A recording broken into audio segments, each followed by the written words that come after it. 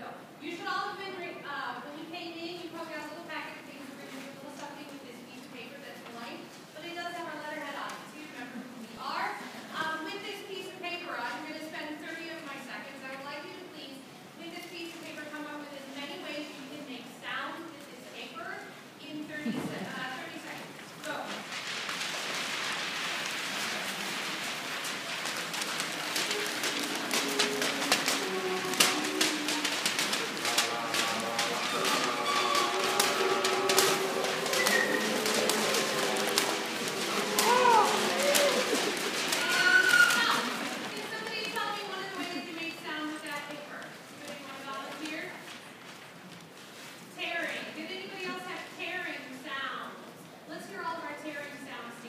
Excellent.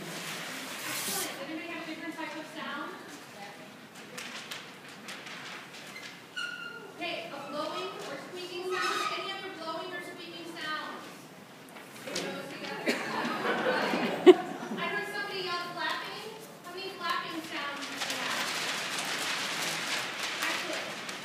Nearby to you, with your group of colleagues around you, I want you to come up with a repertoire of 3 different sound sources. So you have to have 3 people and 3 different sound sources for your paper.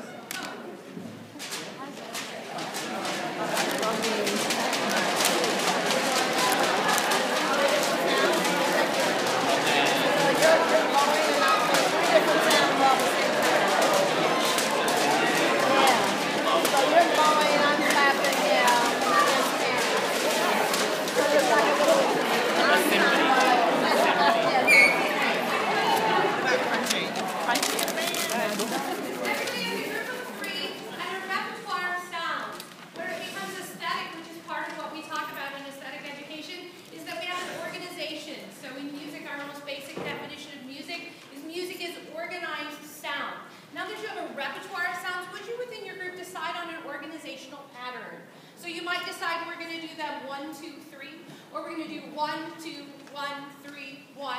A rondo form, maybe if you're a music person. You're going to decide within your group, what is the pattern? How will I organize my aesthetic sounds?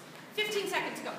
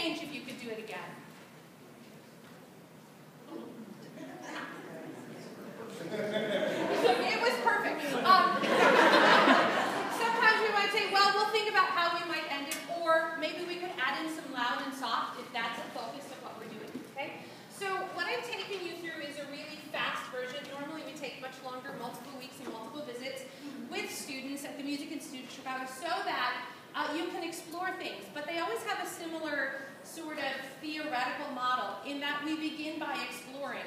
We explore what sounds could be made. Then we think about what tools we have to make those sounds. So we had blowing, and we had flapping, and we had squeaking papers. And then we put those sounds into something aesthetic, and then we try to take those pieces and improve upon them, reflect upon them, how they are made, how are they similar to other pieces. So we might extend it into listening to other found sound sources, which might be steel pan, or might be a prepared piano from John Cage, or other things like that. So we try to extend it from there. So that has to do with a little bit of those state standards of being able to know, do, and understand the arts and connect it to other things. So while we might do this with paper, and if this was a science connection, we would ask them to think about how they categorize, but also, how many of you noticed with blowing and squeaking paper, it got harder when your paper got wet?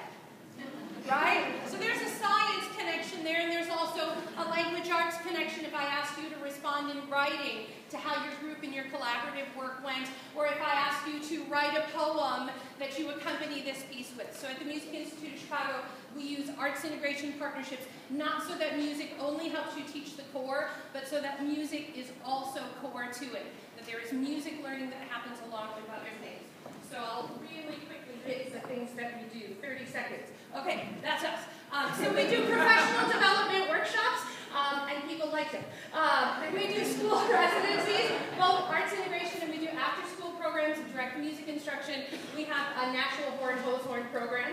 We also do after-school programs with the Austin YMCA, and we also have a samba group that works through that. And we do ensembles and residence, not just your butt in the seat, but an educational experience, and these are two of our fabulous ensembles and residents. And this is where you can find us, or out here at the table. Me and my delightful colleague Deirdre over here will be there to greet you. Thanks very much for your time.